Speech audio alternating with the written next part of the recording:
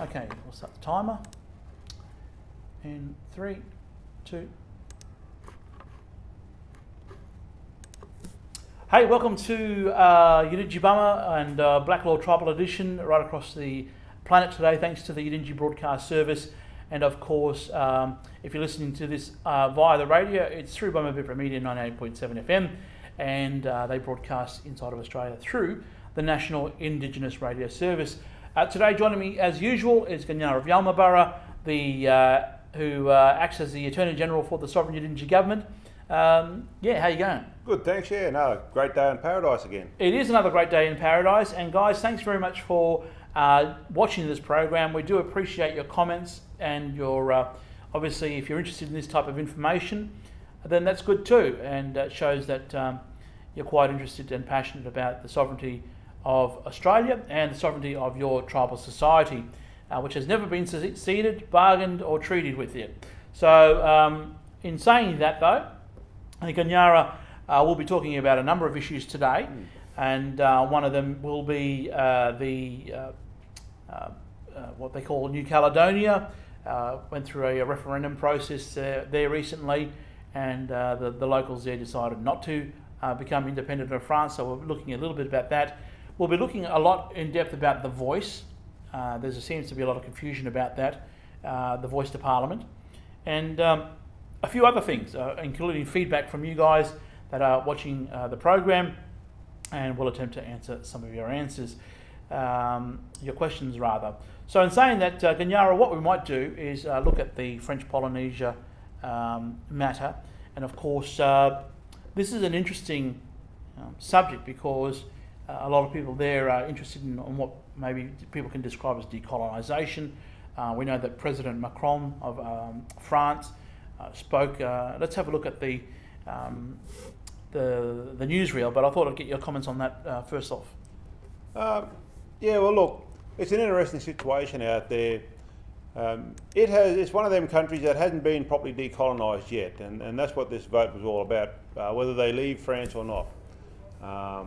And it just shows the pressure is building globally for autonomy, for self-government, for whatever, just like what we're having here. But over there, that you definitely know it's not France, even though they speak French, but you couldn't be any more further removed from France than to be in the middle of the Pacific, so to speak. And I guess why this is the importance, we say that perhaps that's why they've developed UNDRIP. It's their legal mechanism to create a doorway for the tribes to reassert and to maybe conduct business in a different way that they're doing at the moment.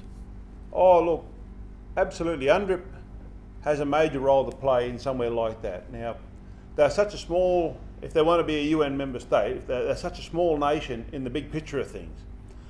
When you look at the population of, say, the US or China, the big players in the UN, look at their population compared to that of New Caledonia.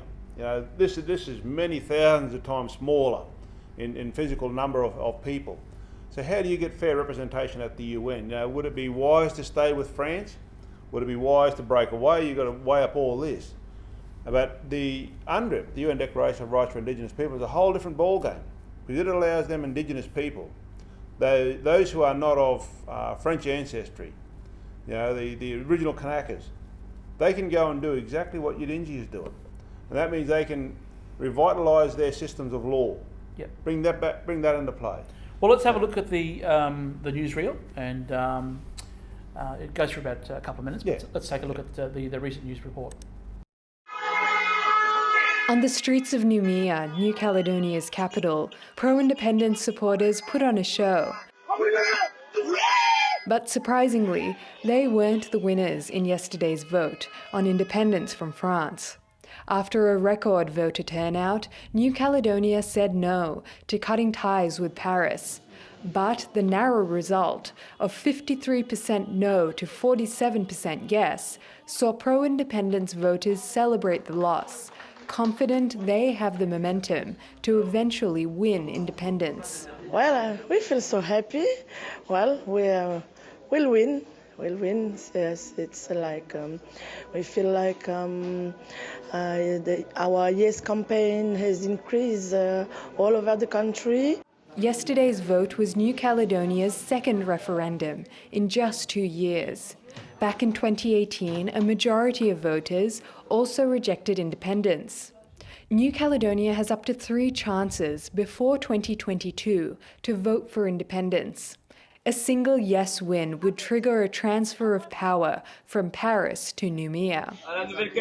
Anti-independence politicians say they're happy with the win. Mes réactions après ce résultat du scrutin du 4 octobre sont très positives parce que je me rends compte encore que la majorité de la population calédonienne, des Calédoniens et des Calédoniennes, souhaite rester au sein de la République française. The results revealed persistent ethnic divides, with New Caledonia's indigenous Kanaks more likely to side with independence. French President Emmanuel Macron urged all of New Caledonia to come together following the vote. J'entends la voix de celles et ceux qu'anime la volonté de l'indépendance et je veux leur dire, c'est avec vous.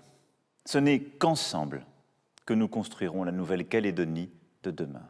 Pro-France campaigners feared a yes majority at the polls would have seen New Caledonia turn to new development partners like China. Those fears have been put on hold for now.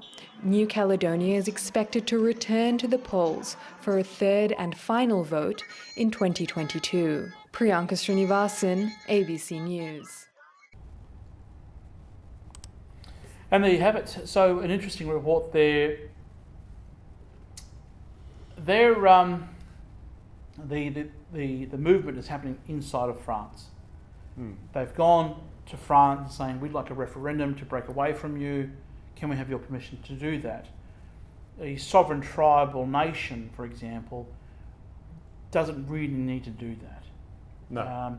And I can see this especially, we'll talk about inside of Australia, because it's Indigenous Australians saying to the Commonwealth, we want to have our voice to Parliament, we want to be a separate thing inside of Australia.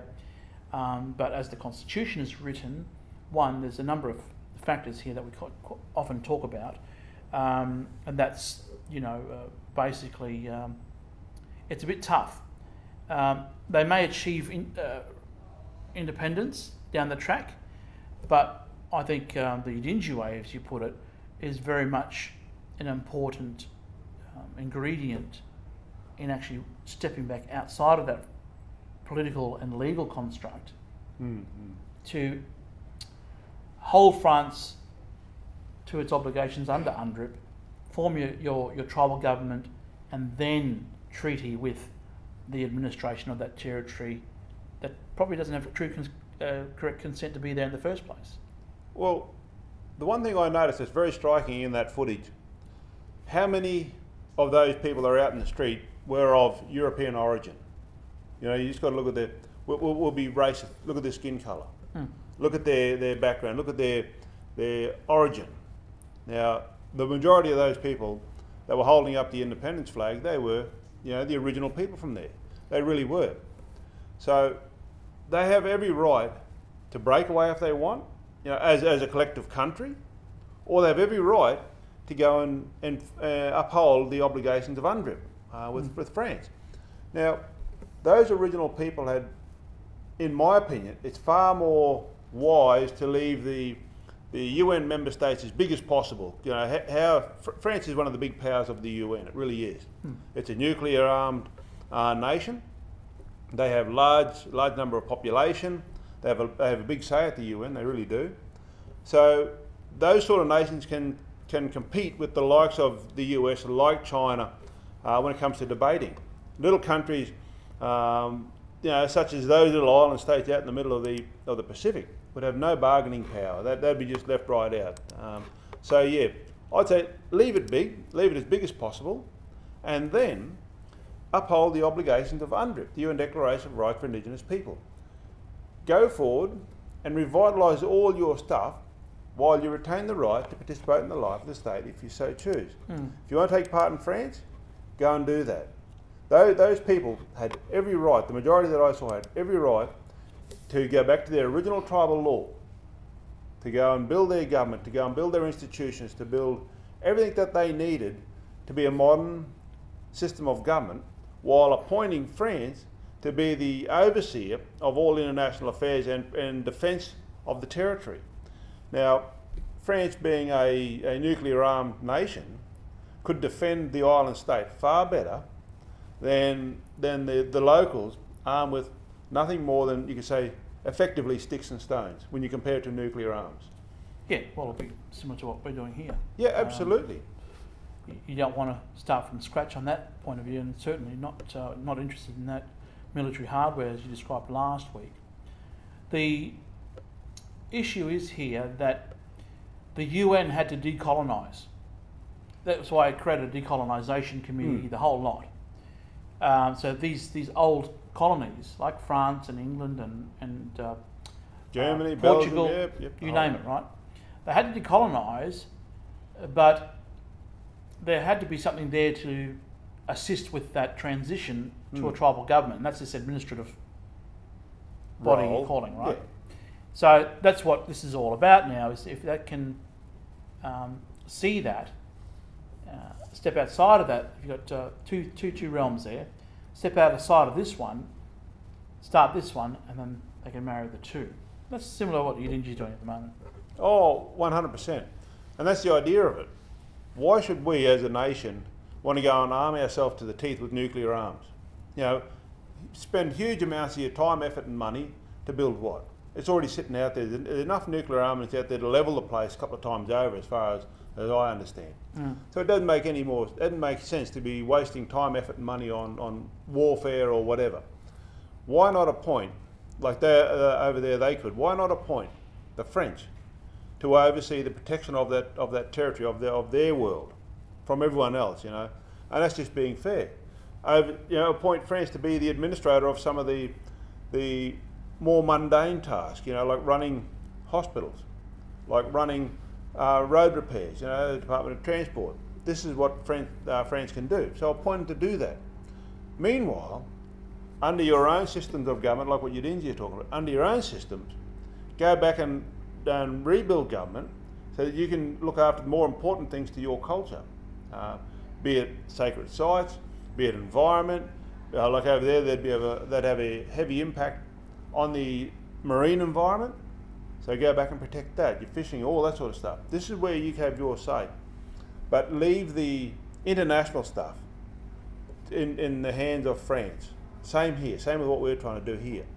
Yidindji is saying to Australia, look, well, you're the preferred supplier of administrative duties for us. You know, you can bring your military force and defend our territory from any other incomers that are against what we're trying to do. Or look after the hospitals for us, or whatever else we may stipulate or dictate in the terms and conditions of a treaty or formal agreement with the Commonwealth of Australia. Same over there. This lot over there could be doing that with France. Okay, we'll rebuild our government. Yes. In our sovereign capacity as being tribal, which is, this applies globally, not just to here or just to there. What I'm talking about applies everywhere, because every country, every piece of land in the world has some tribal group upon it, no matter where you go. Even the Arctic, or the Inuits, and you want to call them Eskimos or whatever. They were tribal of that world, so they had every right to go and do this. But this is what we're saying: build this, and you've got somewhere to go to. You don't need to break away from France. You can stay there. We don't want to break away from Australia, so to speak. Australia is collectively ours. It really is, because where do we put the Australians? Everything is in our territory, is our property. Well, that's right. And what's happening in New Caledonia is all internal. It's what people would say you might be looking at political sovereignty inside of that UN state, UN member state. And that happens a lot inside of Australia. There's a lot of conversations. And like I said, this isn't about judgment or anything, pointing the fingers at people, because that's just how it is. This is the history of this continent. So, but in saying that, there is there are options now. And let's have a look at this new article here, which is quite interesting. It's Lydia Thorpe, who's from down Victoria Way, saying that I'm swearing allegiance to the coloniser. New senator says it's not easy. I can see where she's coming from, because not only did she have to swear allegiance to the crown, as they say, but also to what you might call it, the Senator McCarthy, and also a few others there did that as well. So you can see it by the article there, Senator Dodson. But what we're trying to say here is that, look, Lydia Thorpe should swear an allegiance to the Queen of Australia and to the Commonwealth of Australia, because Lydia Thorpe, the person, which is that piece of paper, or the legal identity, was created inside of Australia, inside a Births, Deaths and Marriages Act of, let's say, Victoria or wherever that event took place. However, as a tribal woman, that woman can go back to her tribal society and create a piece of paper under her tribal identity. Yeah. Yep. You see, this is where the Yidindji nation has absolutely no worries about defending the Queen of Australia, about protecting the Commonwealth of Australia, because all those institutions stemming from the Constitution, as you said earlier, is effectively the collective possession of the Yidindji nation, for this territory only we're speaking. So there is a, I think it's very important that people can see that. Well, they've got to understand the idea of what this personality thing is, this piece of paper, and that's the problem. The fundamental problem is that people think that they are the piece of paper. The piece of paper is created subject to the Australian Constitution. No ifs and no buts about it. Now, Lydia Thorpe, which is the identity that she is seen legally and politically through inside the Commonwealth of Australia, is owned by the Commonwealth of Australia, the piece of paper that is. It has the coat of arms, or the crest, or whatever you want to call it, on there. Yep, and then so she was born subject to a Births, Deaths and Marriages Act of a state, which is, the state is subject to the Commonwealth of Australia. So, you know, we just work up the hierarchy. The person born in a state is part of the hierarchy of the Commonwealth of Australia. They are Australian, no ifs and no buts about it. So she's been seen legally and politically through that identity to participate in the life of the state, in the life of the Commonwealth of Australia. And that's fair as fair. You know, she can do that. That's fair enough. I don't mind. She's got to understand, though, she has an option to hold another legal identity, so she can have two. She can have the one from Australia and the one from the tribal nation. Now, which one are you seeing through legally and politically right now? That's the thing that really matters most. Which one is it? If you are being seen through the Australian one, then you're representing Australia and you will uphold all the laws of Australia. However, if you put that card down, you pick up the other one, you're seen legally and politically through the identity of your tribe, of your nation, then you must swear allegiance to that, and you will abide by all the laws and conditions of membership within that tribe. So the laws are deadly serious in that side. Yeah. So Lydia is saying it's hard to be in the world of the colonisers. It sure is, because the colonisers don't have validity at law yet to be present upon any territory of any Aboriginal nation, of any of the Indigenous nations. And I use that term Aboriginal or Indigenous very loosely, just to cover all the original nations that were here before the colonisers come, before the British come, before Australia come along. So you are the true and correct owners of the place, and someone just moved in on into your house and just made, you could call it an infestation, if you want to call it that. but honestly, whatever they build on your country is your property. Yes. And then that's the important thing. Until there is a connection between the original laws, the tribal laws, and the law of Australia, everything is trespassing upon your territory. These Australians, Lydia Thorpe, not the woman, I'm not talking about the woman, I'm talking about the Australian identity. Yes. The Australian identity, Lydia Thorpe, is a trespasser, not the woman. She has connection back to country in her other law. Yes. But Lydia Thorpe, Australia, is trespassing, intruder. So that's why it's difficult. She's playing between two legal worlds, two realms of law. Yeah. She can have the Queen of Diamonds here, or you can have Queen of Hearts. I think she got the Queen of Hearts in one hand, which is the tribal one. Yes, and the Queen of Diamonds is all the bling in the other one, I guess. But Yeah. look, this is interesting because it brings us to our next point now. There's been a lot of conversation that even she's expressed the difficulty about that process. But once again, last week, and Pat Turner spoke at the National Press Club, and she's done some wonderful work as well. I think she's had the Order of Australia medal and things like that. So her work inside of the Commonwealth is outstanding.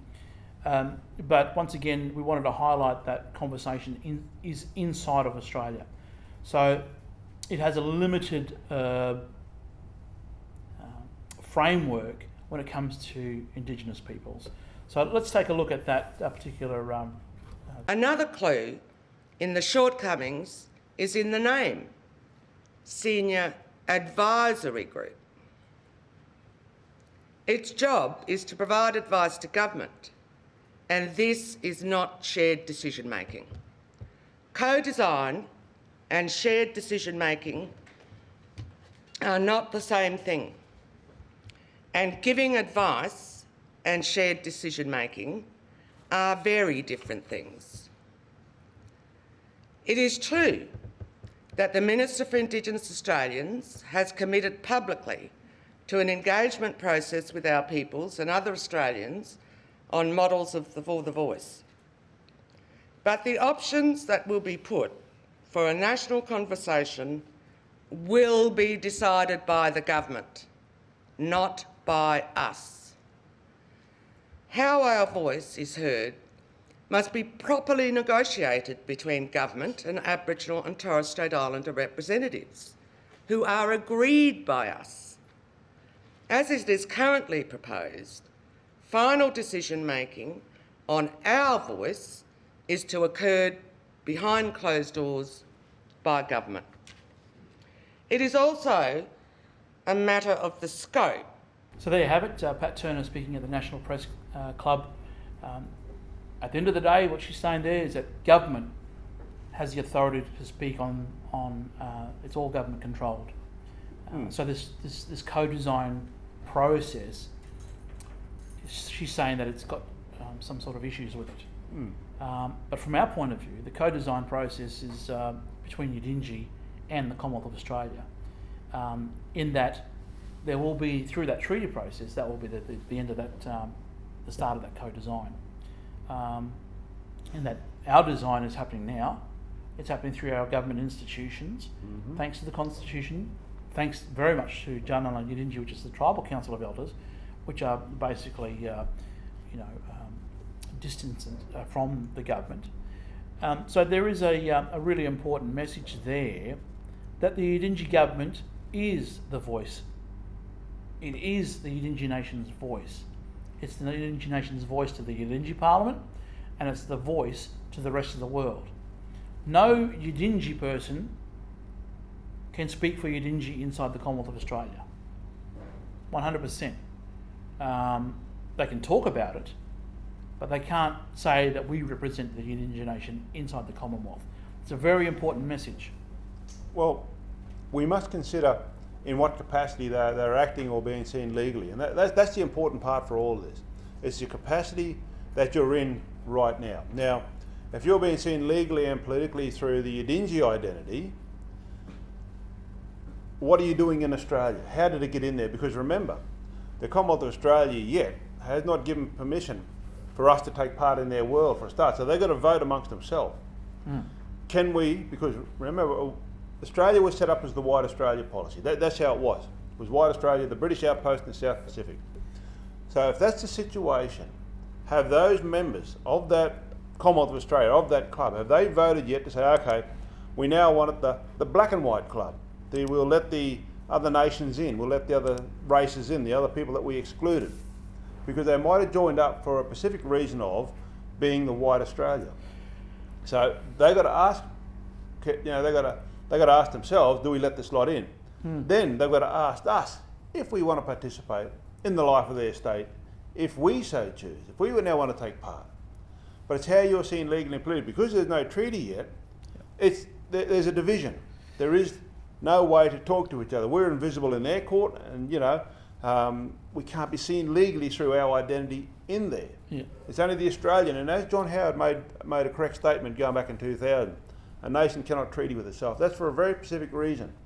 All Australians are equal. Now, remember back in 2017, I think it was October 2017, Turnbull come out and said that all Australians have all the same civic rights and duties, obligations, they're all the same. This is what it's all about. All Australians talk about Australian stuff. That's why you can only talk Australian language, the English language, in Parliament, because that's the code, that's the practice. Yes. You can't go and speak native tongue in there, you can't go and speak language. This is very much the reason why, because Australia is the British outpost in the South Pacific. Well, if that does happen, then they're speaking as Australians in a language that is foreign to the Commonwealth. Let's say that. And Australia has no right to be talking about Australia, and Australians have no right to be talking about our law or our stuff, because there's no treaty yet. Remember, ours is very much separated. We were never part of Australia. So Pat, the woman, is an Aranda woman, which is what Australians might describe as Central Australia, for example. What I found interesting on the social media this week was another Aranda woman, actually, who uses an Australian identity, Celeste Little, on her Twitter, had this to say, basically saying that the debate around the voice, simply put, she said, the Constitution was written deliberately to exclude Aboriginal and Torres Strait Islander peoples, and therefore being written into a document imposed upon us by colonisers without protecting our rights as First Peoples.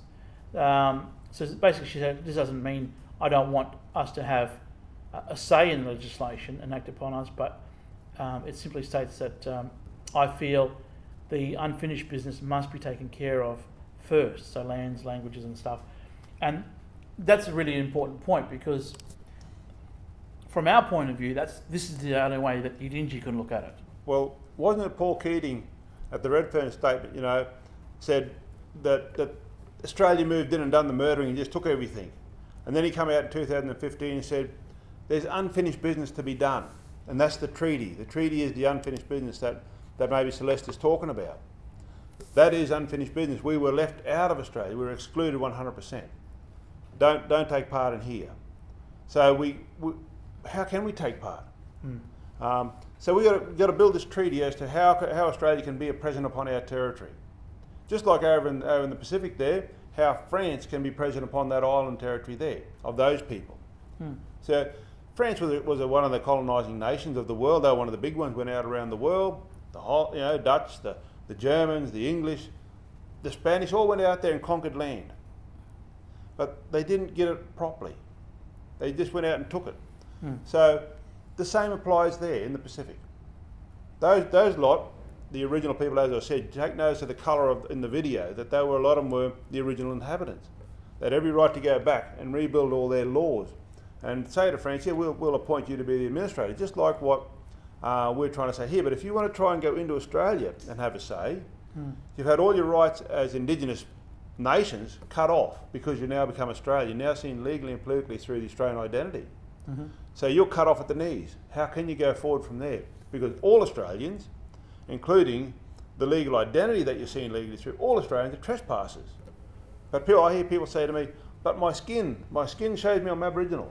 Yeah. You're dead right.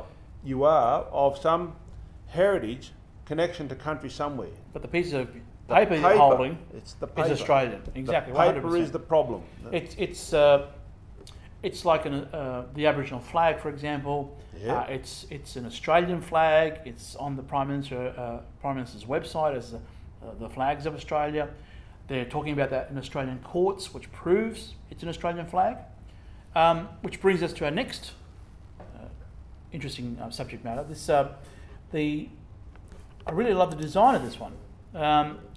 It's a new flag for the mob down south there, Tungarung, and it's apparently this was designed as part of a competition, but interestingly enough, it was designed following the ongoing debate over the copyright of the Aboriginal flag.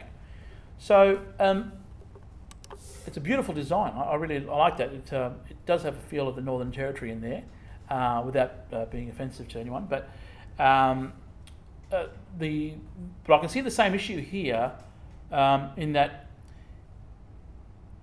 was this flag created under that mob's constitution, or was it created inside Victoria? Well, If it's created inside Victoria, then it's still an Australian flag. well, let's go back to the original black, red, yellow. Yeah. The one with the big yellow dot in the middle. The one they're all talking about copyright. Yeah. Who created that flag? See, that's the problem. What legal identity created the flag? And this is where we got to realise is that it's that piece of paper, the paper that created the flag, not the human. And Australia had every right to claim that flag, the black, red, and yellow one, as part of Australia, because it was created by an Australian citizen. No ifs, no buts about it. It's the legal identity. The man himself who created the flag, he had tribal connection. He had rights to go back there and do it in his world. But he done it as an Australian, just like this other one was done by the looks by an Australian citizen. It's the legal ID. It's the piece of paper that you carry in your pocket at all times. What is it? What have you been seeing legally and politically through? Now, as you can see there on the Department of Prime Minister and Cabinet's website, here we are, one of Australia's official flags. Australia has 3 official flags. So, doesn't that make sense to you? That this must be part of Australia when you have this black, red and yellow flag flying over your house, that you're subjecting yourself to Australian law, because the flag stipulates under what system of law you want to be operating. Jurisdiction. Absolutely, the jurisdiction. So you can have either the Aboriginal flag, or the blue ensign, or the Torres Strait Islander flag, all the same thing. You're all Australian. You're showing the jurisdiction. Yes, and that I'm not saying that it's a bad thing. I think it's very important, and it's really important to remember that there's a time and a place for everything. But there's one problem. Yeah. Let me cut you off. There's one problem. There is one problem. Australia are the intruders. As Lydia said, it's hard. They're the colonisers. It's hard to be part of their world. So sorry about that. I just had to cut you off and say that was the most important thing. Yeah, well, it is, because anything created inside of Australia, for example, that particular flag and any other Australian flag doesn't have permission to be on the Yidindji territory. Or the territory of any other nations. nation, Yeah. of a tribal nature, right? Yep. So this is the point we're making now. Anything that's created inside of Australia, if you think of a Bushka doll, one of those Russian dolls, and you open it, there's a smaller one in there, and you keep opening it. Everything from the Constitution, police, parliaments, courts, flags, personalities, licenses, bank cards, you name it. All of that stuff doesn't have permission to be on the Yidindji territory, and however, this is why we set up the Yidindji government, is to remedy that particular situation. And how do you remedy? We answered it last week. How can the tribe deal with this other entity that has no tribal law? And we discussed it, and actually the people were very happy with that particular explanation, Ganyara. So thank you very much for assisting with that, and very happy with Bumi's stuff as well. But that's what I'm saying about this stuff now. It's pretty interesting in that all these things are coming to fruition. And yeah, it is an Australian flag, and basically we are happy to do that particular kind of business. Yeah, look, it's black and white, this stuff. You're either tribal or you're Australian, one or the other. It's what you're seeing legally and politically through right now. You can't have both masks on together. You can't have both hats on together. You can't be seen legally and politically through both identities together right now. You've got to choose one, which one you're going to be seen legally and politically through. Which society you're going to take part in, legally and politically, right now. So you can take part as an Australian, which I regularly do. I can understand this stuff so clearly now. I have no worries about knowing what jurisdiction I'm in. Yeah. Right now I'm not in Australian jurisdiction. I've actually left to be doing this. And that Fisher bloke is a great Australian, because, same with Lydia Thorpe, Ken White, because while those persons are inside the Commonwealth, while they're acting in there, they're trying to help bridge from that side this important Well, issue. where does Australia go? This is what I keep asking everyone. Where's the homeland of the Commonwealth of Australia? Where do all the Australian citizens go? They got nowhere to go. And this is the fundamental problem. Australians don't have a tribe to go back to. They were just, from all over the world, they converged upon here, and where's their place? Where is their territory? This is our territory. Where's their territory? And yeah, and this is, we can put all the Australians in a filing cabinet or on a computer data storage system, right? And that would be there for people to use and act as through that piece of paper. But one of the questions we got on the YouTube website, by the way, Ganyara, was this one, and it comes from Big Dot Sexy Legs. I love that name. It's quite funny. He's saying, or this person saying, sounds like the tribe of Westminster, more Westminster than tribal. This is probably about the Yidindji government. How do you fund the tender process of roads, etc.? Sovereignty, suzerainty, I think maybe it's sovereignty. I'm trying to be positive here, as I was at your Sydney Redfern workshop. It sounds Westminster. The Yidindji government is... It is. What it is. It's a legal entity, it's a legal fiction, because we're protecting the tribal law. We're not running around with shields and spears and paint on. That's not how the world of international law and legal personalities works. To help Australia integrate with this world, they can't put paint on because, as we just said, they're not a tribe, so they don't have any tribal law. So they can't interact with the Yidindji at that level. However, through an office, they can speak from Officer of the Crown to Officer of the Yidindji Crown. That's simple. Well, it really is. We have to create an equal. Now, under the Vienna Convention of Treaties, you must negotiate as equals. Now, our tribe, as we had old uncle in here the other day, last week, he was very, you can see he was totally different in race, colour and creed to those of Australia. He had a territory to go to. He had country to go to. Where do the Australians go? Where's their territory? Where's their tribe? You can see which tribe he's from, which tribe is Australia from. Pauline Hanson, for example, where's her tribe? Indigenous Australian. Absolutely. I like Pauline for saying that, because she made it very clear she is an Indigenous Australian, and my word, she is. She's Australian through and through. She doesn't have a tribe to go back to. She hasn't got a homeland to go to. So she's just uneducated as to what the current state of play is, which is, sadly, I'd say the majority of Australians, the vast majority, are very uneducated as to what's going on. It's different when we're talking about a pre-1770 society that was here on this continent before the British arrived, or anyone else did, for that matter. And they're still here. And this is the important part, they're still here. So, but our tribe had to create this, I like to call it a dog. You get a working dog, and you go and shoot it onto the cattle to bring the cattle in. Yeah. So that's really what it is. And if it doesn't do the job, you kick it in the guts. Okay, you've done wrong. Yeah. It's metaphorically speaking. We wouldn't do that to a real dog because we're not cruel to animals.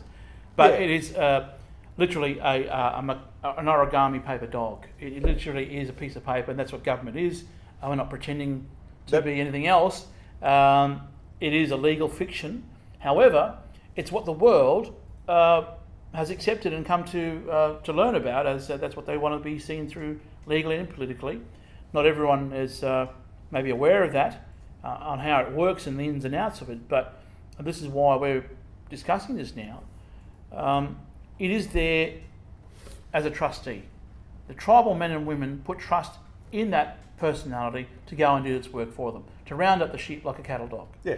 And that's the most important thing to remember. Yeah, and that's what it is. Now, if it misbehaves, we can crush that government down to nothing. We can dissolve it. Okay, you blokes don't have permission to be doing this stuff anymore, period. End of argument. Them old people are the boss. They are the owners of the place. The tribe are the owners. These are the real people. But they are not equal. They're way over and above the Commonwealth of Australia. Australia cannot be anywhere near equal to those old tribal lawmen in any way, shape or form. Even the Prime Minister and the Governor-General are not equal in capacity, legally, as those old people. Because even the Queen of Australia, I'd say. Absolutely, absolutely. The Queen of Australia is nowhere near the match. These old people are the original holders of law, the owners. This is where it all stems from. So how does Australia see that tribe? They know there's people there with society and with law, but how do they go and see it? There's no treaty yet. And to do a treaty, you can't be one above the other. It's got to be equals. So we had to build this thing underneath, and it looked like Westminster all over because it's a democratic government for sure, where men and women and everyone, all persons are equal. Yeah, and it's a compliment actually to say that it does look like a Westminster system and not a tribal system, because it's exactly what it is. You can describe it as that because it is not the tribal law. We have stamps, we have passports, we have identification, we have all these things that are expressed through this other medium that can talk to the rest of the world. Yep, and that's what it's about, creating this paper-to-paper world. So that person is dead right with the comment. It looks like Westminster, and my word it is. It's a dead copy of theirs for a reason. Because the minute they say ours is no good, they've said theirs is no good. And that's the reason why we've done it that way. We just copy their stuff, and we can crush it in the blink of an eye. If it's going rogue and not doing the right thing, it's over. So the old people can do that, but the tribe is not going to be harmed or affected in any way of crushing that government. We've got to remember this. We've got to protect that tribal law at all times. Protect the old people, the law, the lawmen, the country. This is what it's all about. But we've got to create this other thing right down underneath that's equal to Australia. Now Australia, the Commonwealth of Australia will never be equal to us, ever, because we're first in time. The tribe was first in time. The law was first. It's going to be the superior thing on the country at all times. Now, while you're at it, thank you for your question, Sexy Legs, whoever it was, Big Dot, bigdot.com. If you can see this is the Yidindji Bama Facebook site, so you can put your questions here as well. And there was last week's program on screen. Issue.com /Yidindji is the other website that you can look at all the documents there. And there's the Yidindji government Twitter site there, as you can see, and that has all different Yidindji information, as well as LinkedIn. And you can see we have the Minister for Foreign Affairs and Trade there. You can find there's the Yidindji Marine Economic Zone, for example, all that kind of stuff. It's pretty interesting. And so thank you very much for your time again, for sending in those questions, because we really like trying to address these questions. And it is getting a bit of a following around the place. But Ganyara, I think the reminder there is to, whatever you're doing inside of Australia will always be Australian. The possession of Australia, and that is the Commonwealth of Australia. Once you step outside Australia, the Yidindji, or whoever it is, the Commonwealth of Australia and all those things become the possession of that particular tribe, and through a treaty agreement, that's going to be working together with the Yidindji nation. That's the co-design that we're talking about. We like the design of that shirt, for example, that you've made. We want to wear that shirt, or you can wear our shirt, but it has to be this treaty. It has to be this nation to nation, whatever you want to call it, formal agreement, successfully concluded, but subject to the terms and conditions laid out by the tribe. And that's a really important one. Absolutely. Now, you've got to remember this. The old people, they're boss. The old tribe is the boss. No ifs and no buts about it. They were here first, they're still here today. That law is always going to be here. Australia is a Johnny-come-lately, only 120 years. How long has our lot been here, for example? From time memorial. They're saying 40, 50, 60,000 years. That slightly beats their 120 years, just marginally, maybe by a day or two. Yeah. But we're not going to argue over that. Ours is still here. Their courts have acknowledged that our law is still here. This is the important stuff. We can go back to our law, or we can go inside Australia. Either one. We've got a choice. We can take part in the life of Australia through the Australian identity and be an intruder. Yes. Which is what Lydia is finding. She's having trouble reckoning between the two. She knows her heart is with her country and with her people, and yet she is being seen legally and politically in the Parliament through an Australian identity, which is part of the intruder stuff. Now, a clarification on a few things there, not regarding that information, but the reason why I can't participate inside of Australia.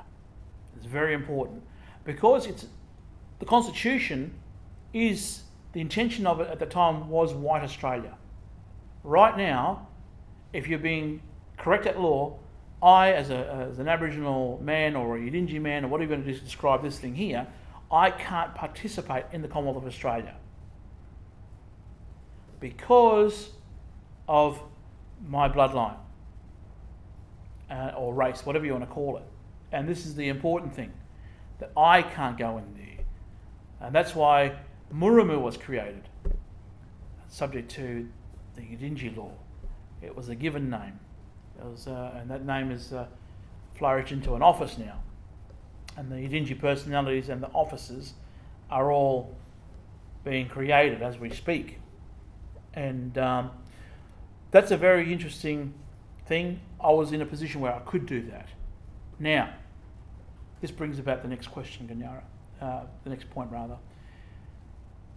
I don't certainly expect that from anyone else. At that time, I said I could do it. Yep. And that is a decision that I made. It doesn't mean that you have to do it or that your tribe has to do it this way. Your tribe chooses to do it the way it wants to do. You know, so I'm saying that with all humility and you know, that have a think about what we're talking about today, because you don't have to do it necessarily the way that I did it or the way that Yidindji did it, but have a look at what we've created since that was done. And I think that's the important message.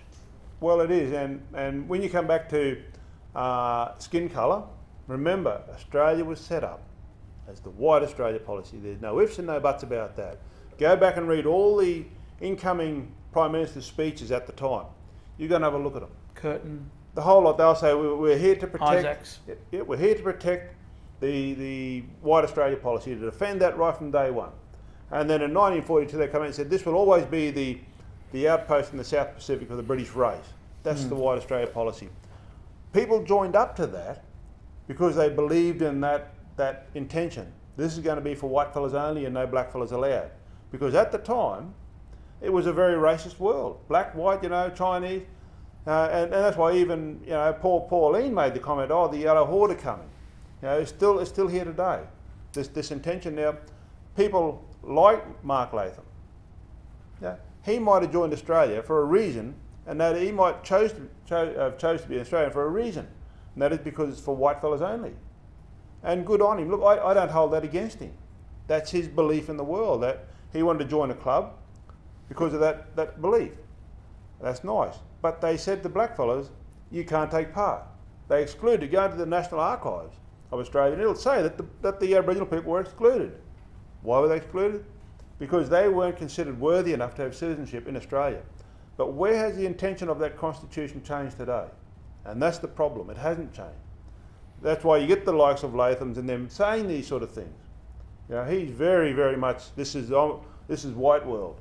Yeah. And good. Well, fair enough, yeah. It is a dinosaur attitude, and that's going to be, you know, something that he'll have to face, I guess. At the end of the day, though, they are, inside of Australia, reliant on referendum, and what we've just seen, what we have seen recently in New Caledonia is that, you know, they've got a few more goes at it, and then they may get the, oh, well, it's all over now. But it never has been, it never will be. It's never over. The tribal law is sitting there, go back to it, form your government under that law, not French law, not UN law, under your law, to create this thing to interact with the UN world or that form of international law, because it's very different from Yidindji Kukuyalanji law, Yidindji Aranda law, and that internation law. Yeah, yeah, and that's the important part with all this. Now, we'll go back to Pat Turner and Lydia Thorpe. They are legal identities that are owned by the Commonwealth of Australia. No ifs and no buts, and they are doing the right thing inside Australia. But is it the right thing by their tribe? The woman can, those women can withdraw the use of that card and put it down. They actually, technically, if you want to go to the letter of the law, they shouldn't be participating in the white Australia. really, you know. But they got a choice to do that. And Australia is where the problem is. Australia should have said, no, you can't take part, because we built this on the premise of white Australia. This is for white fellas only. So they should have said to the Aboriginal people, you can't take part. Well, they did. For a long time. For a long time. But where did it change? Yes, exactly. And that's the point. That's why my skin, being white, of European heritage, I've got every right to take part in the life of the state. But I also can hold another card outside, so I can have multiple personalities. However, the likes of you, with dark skin, not being of European heritage, you know what I mean? How can you take part in the life of the white Australia for the British, you know, the British people? This is the outpost in the South Pacific for the British. How can you take part? How can any Aboriginal people take part in Australia? So they should not have let them in. It could have been seditious or treasonous to be doing so, because people joined up to this club. Yeah. People joined up to this club for a reason, and that was to participate in the white Australia. They haven't changed that policy. Now, people may want to leave that. They may want to leave the Commonwealth of Australia because now they've let blackfellas in. You see, this is racism all over. The intention of the Constitution, the intention was black and white. Blackfellas out, whitefellas in. There's no ifs and no buts. And this is in the minds of men. The Constitution itself, the document, is not racist. It's just a piece of paper. But it's in the minds of men that said, you can take part and you can't. You can take part because you're white, you can't take part because you're black. And, you know, the Yidindji nation is a pluralistic society in terms of the government structure. You know, you're holding an office, for example, and you can because the constitution of the Yidindji nation is accepting of everyone. So in that, you know, they take the oath of office and all that thing, and that's through, you know, a very important process. So white supremacy is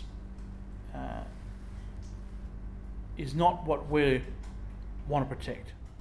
The Commonwealth of Australia, when we say we're protecting the Commonwealth of Australia, it's all those things that have been created inside of Australia. It's not the attitude of Australia. It's not the intention we want to protect. Otherwise, we'd be coming across as mad or crazed, for example. Yeah, look, we got to be sensible in this, and we got to be a bit humane. Where do the Australians go? Where is their homeland? They don't have one. They're on our territory. We got to welcome them in. But there's going to be terms and conditions. This is not going to be a free-for-all and open slather when they move in, like they have done up until now. Those days are over. The day of reckoning has come, where we can now, as adults and mature people, work our way forward for the betterment of all humans. And when I use the word all humans, I'm talking about the walking around things, not the pieces of paper that everyone's carrying in their pocket. That's where the problem lies. We've got to be able to differentiate ourselves from the piece of paper that we carry. We're not the person. And language is so easy now. I'll see that person over there. It's so wrong. That is so wrong. You should be saying, see that bloke or see that woman over there or see that child. We've got to ensure that what we're talking about is correct. Yeah. So, but we've got to try and protect all these people that are on our territory. And this is what protection of the Commonwealth of Australia is all about. Which leads to another interesting subject, which I'll leave for another day, about what would happen if we tendered out our sovereignty to, say, People's Republic of China, and they accepted it. But that's for another day. But we're trying to protect Australia, and they've got to come forward in good faith as well to work towards the common goal of building the foundation for the Commonwealth of Australia. We can't do it from within Australia, we'll do it from outside of Australia, and we're the only way we can do it. This is the only way that I can see. Well, it is the only way we can see it, and we can see it as it is now. But look, once again, thanks for your time. If you've got further questions, like I said, hit those social media streams, and we do appreciate that because it gives us more things to talk about in length because we're interacting with you.